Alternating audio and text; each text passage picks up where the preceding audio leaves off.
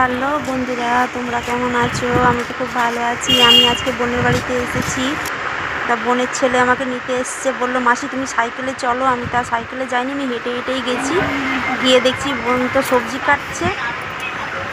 বোনে আমাদের ট্রেন থেকে নেবে বেশিক্ষণ লাগে না, 5 মিনিটের রাস্তা বোনের বাড়ি। এটা আমার বোনের বাড়ি। এই দেখো বোন রান্না করছে। ও তাড়াতাড়ি রান্না চাপিয়ে দিয়েছে, ভেবে যেই শুনেছে যে দিদি আসবে তাড়াতাড়ি রান্না চাপিয়ে দিয়েছে। আমি তো গিয়ে থাকি না, সকালে যাই বিকালে চলে আসি। তা ওদের দিদি তাড়াতাড়ি রান্না চাপিয়ে দেবো, তবু রান্না চাপিয়ে দুজনে বসে একটু গল্প করতে পারবো। আমি বললাম হ্যাঁ রান্না চাপিয়ে দিবি। এই দেখো এটা ওদের উঠোন, বেশি বড় না, ওদের ছোট্ট উঠোন।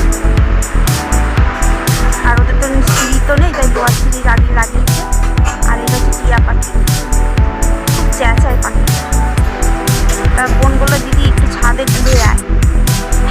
নতুন সিঁড়ি লাগানোর পরে আমি ছাদে যাইনি, তা সিঁড়ি লাগিয়েছিল বলে ছাদে মেয়েটাকে নিয়ে ঘুরে আসলাম।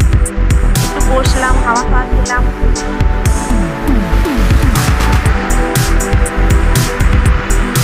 ওদের বাড়ির পরিবেশটা এত সুন্দর, চারপাশটা। টাউন তো, গ্রাম তো নয়, শহর। ভালো লাগে। বোনের মেয়েটারও খিদে পেয়ে গেছে, বোন ডাকছে দিদি চলে আয়, দিদি চলে আয়। আর হ্যাঁ যাচ্ছি। ছাদে উঠে আর নামতে ইচ্ছা করে না, লোকে ভাত খাওয়াবে। আর বিয়েটা আমি দিলে আমার কিছু ভালো না। আমি বললাম জামাটা পরে আয়, জামাটা আর পরবো না, খালি গায়ে আমি জামা কাপড় মিলতে এসেছিলাম।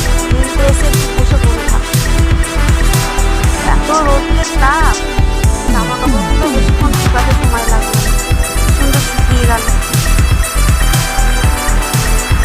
আসলে ওখানে গাছপালাটা খুব যে বেশি তা না, আমাদের গ্রামে যেমন গাছপালাটা বেশি, ওখানে গাছপালা আছে হলেও গ্রামের মতো তো অত নয়।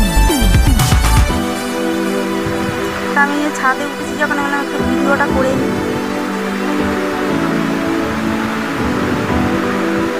তা আমার ঘরের দিকে যাচ্ছি, বোনের মেয়েটাকে বললাম চ, মা ডাকছে নিচে চ, ওকেও তো খাওয়াতে হবে, খাবার টাইম হয়ে গেছে। আজকে ওর মায়ের সাথে খাবে না, আমি এসেছি। মাসি বলছে মাসি চলো তুমি